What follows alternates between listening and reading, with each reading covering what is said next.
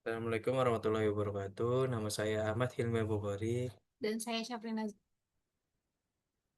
Di sini kita akan mempresentasikan tiga jurnal dari teknologi nano yang sudah kita kumpulkan.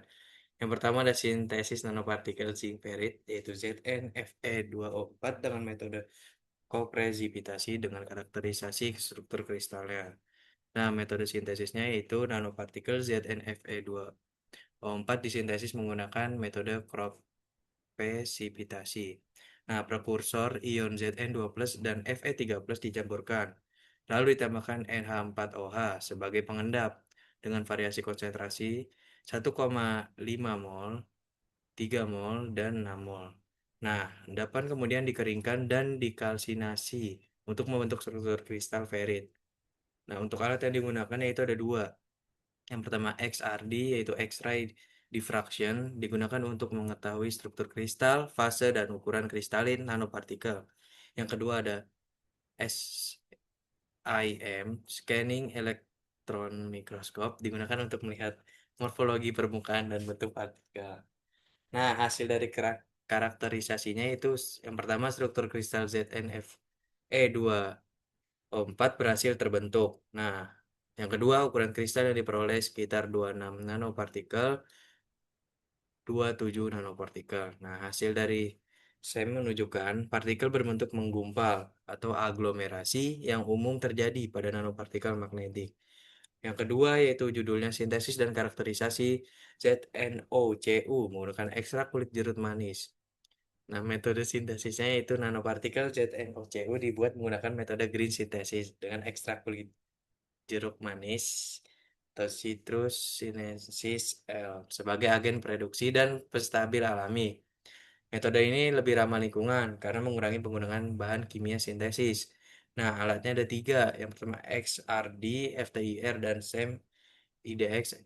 Kalau SEM digunakan untuk melihat morfologi permukaan nanopartikel dan IDX digunakan menganalisis komposisi unsur. Nah, untuk XRD itu untuk menentukan struktur kristal dan fase ZnOCu. Nah, untuk FTIR itu untuk mengidentifikasi gugus fungsi dan interaksi kimia. Nah, hasil dari karakterisasinya itu struktur kristal ZnO tetap berada pada fase Wurtzite. Terdapat pergeseran puncak XRD yang menunjukkan dopan Cu masuk ke kisi ZnO. Nah, FTIR menunjukkan adanya gugus fungsi organik dari ekstrak tumbuhan yang membantu stabilisasi nanopartikel. Nah, untuk SEM memperlihatkan morfologi partikel berukuran nano dengan distribusi cukup merata. Nah, yang ketiga, judulnya itu sintesis nanopartikel silika menggunakan metode Salt Gel. Nah, metodenya, metode sintesisnya itu nanopartikel silika dibuat menggunakan metode Salt Gel dengan TEOS tetraethylorthosilicate sebagai prekursor. Nah, NH3-nya sebagai katalis dan Aquades sebagai pelarut. Nah, metode sol gel ini dilakukan melalui pembentukan sol kemudian berubah menjadi gel hingga menghasilkan serbuk nanopartikel silika. Nah, alat karakterisasinya itu ada XRD, X-ray diffraction untuk menentukan fase kristal atau amorf material. Nah, SEM, EDS atau SEM digunakan untuk melihat ukuran dan morfologi partikel. EDS untuk analisis unsur penyusun. Nah, hasilnya itu, hasil XRD menunjukkan silika memiliki fase amorf pada sudut 2 derajat sekitar 22 derajat. Ukuran partikel dari hasil SEM berada pada rentang 34,4 nanopartikel sampai 67,1 nanopartikel. Nah, variasi molaritas TEOS memengaruhi ukuran nanopartikel dan waktu aging. Partikel silika berhasil terbentuk pada skala nanometer. Nah, dari ketiga jurnal tersebut dapat disimpulkan bahwa satu, metode sintesis nanopartikel yang umum adalah crop precipitasi, Sol-Gel, dan green synthesis. Kedua, alat karakterisasi utama nanopartikel meliputi XRD, yaitu untuk menentukan struktur kristal dan ukuran kristalin. SEM, melihat morfologi permukaan. FTIR, mengidentifikasi gugus fungsi, dan IDX untuk menentukan komposisi unsur. Yang ketiga, ukuran nanopartikel yang dihasilkan umumnya berada pada rentang 10 nanometer sampai 100 nanometer. Yang keempat, faktor seperti konsentrasi prekursor, suhu, dopan, dan metode sintesis sangat memengaruhi ukuran serta morfologi nanopartikel.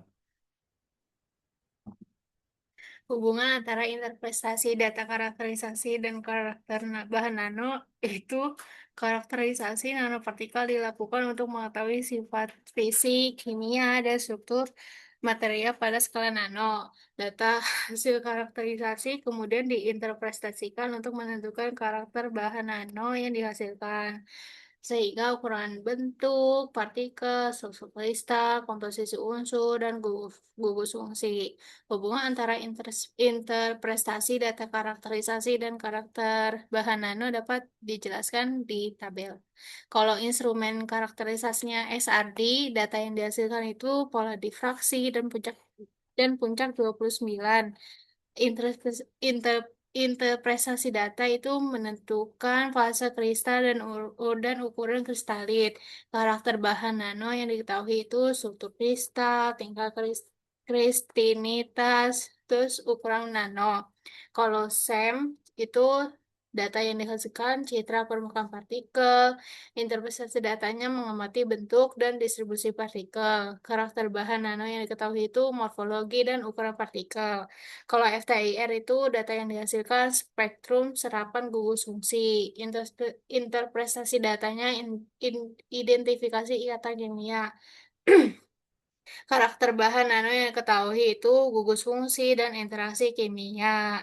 Kalau EDX itu data yang diketahui presentasi unsur, terus menentukan komposisi material, terus kandungan unsur penyusun.